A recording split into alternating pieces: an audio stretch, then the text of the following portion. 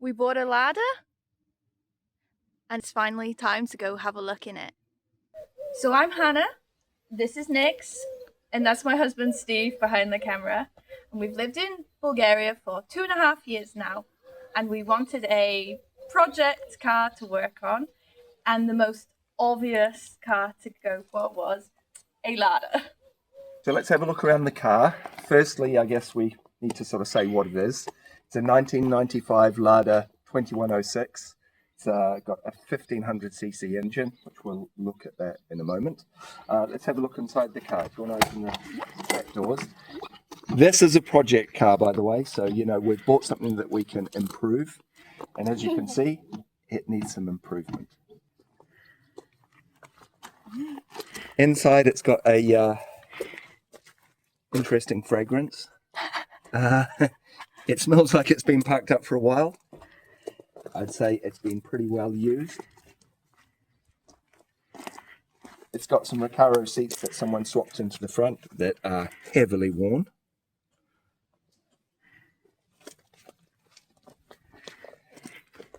It says that it has done 91,465 kilometers. That could well be 191,000. It could be 291,000 kilometers. It's all complete inside though, apart from having the seats swapped out. Needs a couple of pieces of trim. All the gauges are there. One thing I notice is the temperature gauge and fuel gauge work. The oil pressure gauge doesn't work. You know, I'm pretty sure it's got oil pressure and the gauge might have died, so we can rectify that. The clock even works. That's not so bad. Let's have a look inside the glove box, see if we've got anything interesting in there. Oh, so maybe if I stick my hand in there, I probably want to have some gloves on. But there are things in there. Oh, there's a manual in there as well. We have got paperwork on the floor. That book is the book for the gas system because it has an LPG system. Obviously back in the day when there were ashtrays in cars. Oh, spare keys as well. That's a bonus. Let's go have a look in the boot, see if we've got anything interesting in there. I know it's got a gas system. Right, lots of parts. So it's got a gas system. It does run on gas at the moment. In fact, it's not even running on petrol, so I think it needs a new fuel pump. But it's got a ton of parts, old distributor, lots of distributor caps, which if you've ever used Ladas, you'll go through a few of these. Timing belts. Here we go, indicator stalk. There we go, another distributor cap. Bulbs, head gasket, various bits and bobs in here. It's got the spare tyre, it's got all the trim still in the boot. It has this. A supermarket brochure. But yeah, it's complete anyway. I mean, it's got pretty much everything. It's still got the bumpers, it's got all the lights. They're pretty old and crazed. It has wheels. It's missing some of the trim on the outside. We can get some more trim. Time to look under the bonnet. So here we go, 1500 cc's of raw power. Originally, I think about 75 horsepower. Judging by the amount of oil that's on the side of the engine, I think some of those horsepower might have leaked out already. So we might be running at about 60 or 65 horsepower. It runs. It doesn't run on 4 cylinders all the time.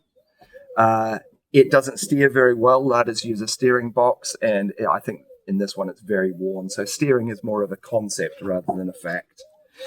So again, that's something else that we can change up. But this car, as I say, was bought as a project more for Nix and Hannah to learn about working on a car because Ladas are so simple.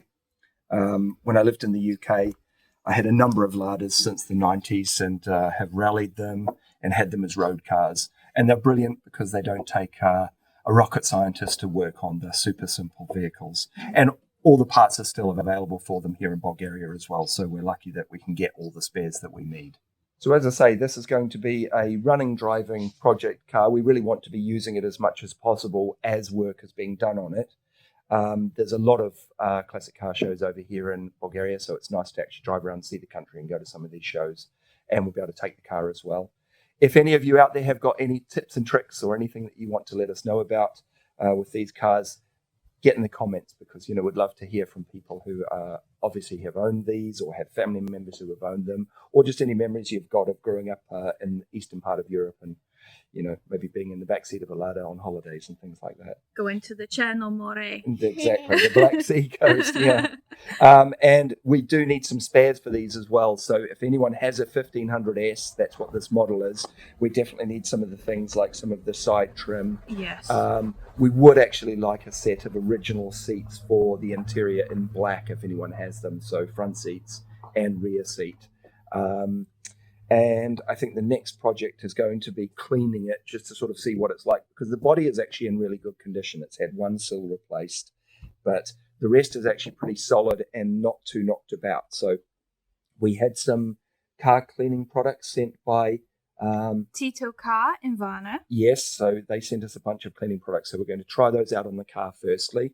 And then the next project, I think, is going to be just a service for the engine, a compression test. So that's something that, if you follow along, Hannah and Nix are going to be doing the majority of that, and learning about how to change spark plugs, do an oil change, do a compression test, and then we'll go from there.